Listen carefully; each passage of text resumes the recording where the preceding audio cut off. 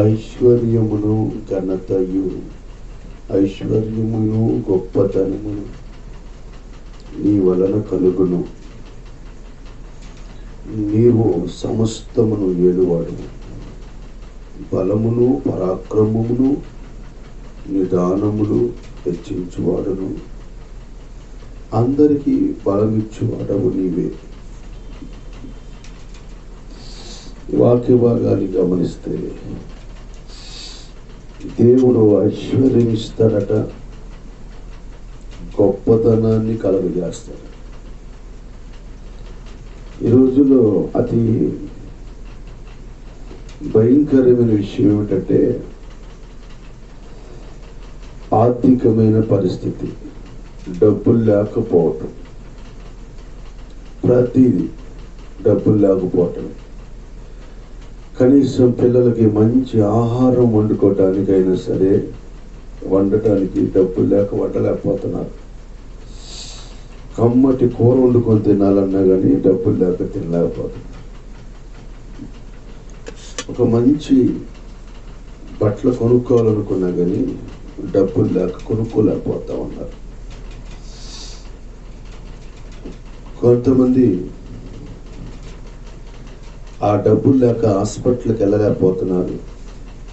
ఆ డబ్బులు లేక ట్యాబ్లెట్లు కూడా తెచ్చుకోలేని పరిస్థితిలోకి వెళ్ళిపోతున్నారు. ఇంకా పిల్లలకి పెళ్ళిళ్ళు కానీ ఇంకా కొన్ని కార్యక్రమాలు చేయడానికి, ఏ కార్యక్రమానికైనా డబ్బు కావాలి. కష్టపడి కుటుంబం అంతా కష్టపడినా నెలకొచ్చేలోపు ఏముండదు. ఆ ధనం కోసమే రెయ్యం బొగులు కష్టపడుతున్నారు. కానీ అలాంటి పరిస్థితులు మీకు ఎదురవుతున్నప్పుడు దేవుడు చెబుతున్నాడు, నేను ఐశ్వర్యమును గొప్పతనమును నీకు కలుగజేస్తాను. మన కుటుంబంలో ఉన్న కరువు తొలగిపోవాలి. చేతి నిండా మనకి ధనం ఉండాలి. అంటే మన కనీస కుటుంబ అవసరతలు తీర్చుకోవటానికైనా కావాలి. అలాంటి ఐశ్వర్యము, అలాంటి గొప్పతనము దేవుడు మనకు కలుగ చేయాలంటే మనం కొన్ని కార్యక్రమాలు చేయాలి. ఏమిటా కార్యక్రమాలు? ఏమి చేస్తే 14,000 మనుగుల అని రాయబడింది. యెహోవాకు ప్రతిష్ఠితముగా రాయబడింది.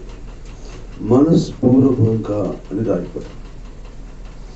ఈ 4,000 మరుగులు, బంగారము కానీ వెండి కానీ ఎన్ని దేవుని మందిరంలో తెచ్చారంట. అంటే మొదట మనము ఐశ్వర్యవంతులు కావాలంటే మనము దేవునికి ఇచ్చే మనసు మనకు కావాలి. దేవుడి విషయంలో నీవు ఇవ్వాలి.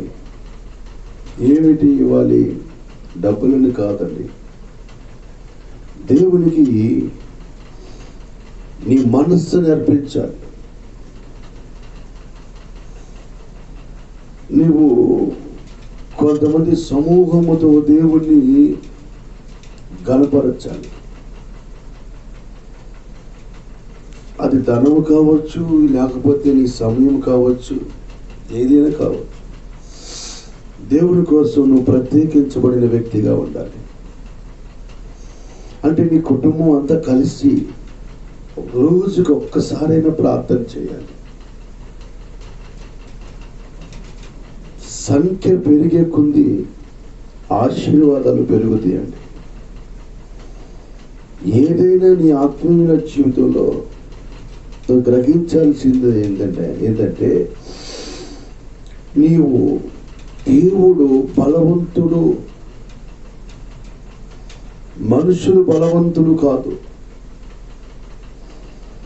దేవుడు మాత్రమే బలవంతుడు. అలాంటి బలవంతుడైన దేవుణ్ణి నువ్వు ఆధారం చేసుకోవాలి. ఆయన ఎటువంటి బలము కలిగిన దేవుడను నమ్మగలిగితే నీకు ఐశ్వర్యము కలిగిద్దంట. ఒక విధవరాలు అప్పులు తీర్చుకోలేక తన బిడ్డల్ని బానిసలుగా అమ్మడానికి కూడా సిద్ధపడిపోయింది. కానీ ఆ సమయంలో దేవుడితో మాట్లాడుతున్నాడు ఆమెతో, నేను బలవంతుడైన దేవుడను, నీ అప్పుల్లో నుంచి నేను విడిపిస్తాను, ఇంకనూ నీకు నేను ఐశ్వర్యమును అనుగ్రహిస్తాను అన్నాడు. ఇప్పుడు ఆమె ఎవరు బలవంతుడు అనుకోవాలి? అప్పు ఇచ్చిన వాడు బలవంతుడా? అప్పు తీసుకున్న వీళ్ళు బలవంతులా? లేకపోతే ఆ గ్రామంలో ఉన్న వాళ్ళు బలవంతులా? గొప్పవారా? కాదు, దేవుడు మాత్రమే బలవంతుడు అని నమ్మింది.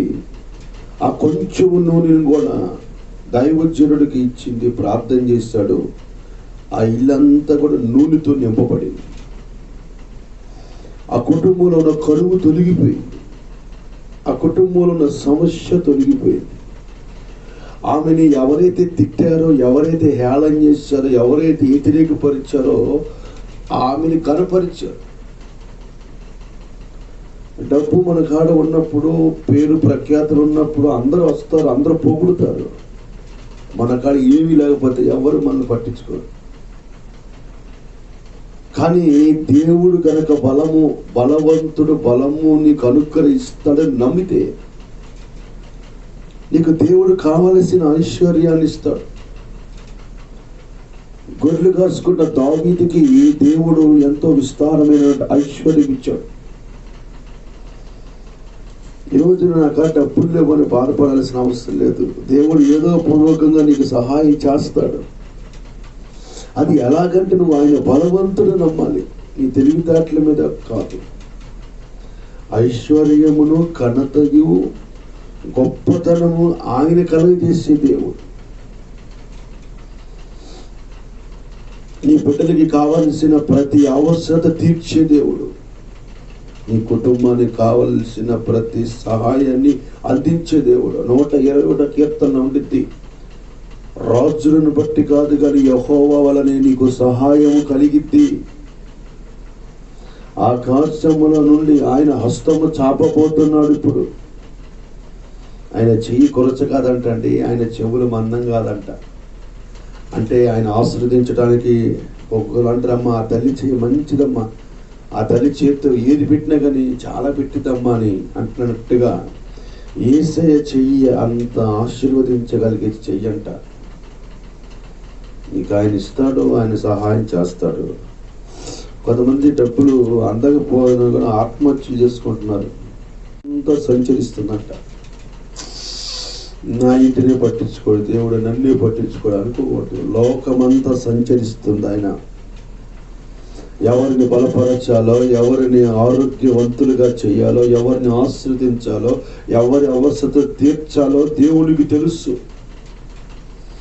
తండ్రికి తెలుసు ఏ కొడుకు మంచివాడో, ఏ కూతురు మంచిదో తల్లిదండ్రులకు తెలుసు అండి. పరలోకంలో ఉన్న దేవుడికి ఎందుకు తెలియదు? తెలుసు. కానీ కొన్నిసార్లు మనమే కొంచెం ఎక్స్ట్రా చేస్తూ ఉంటాం.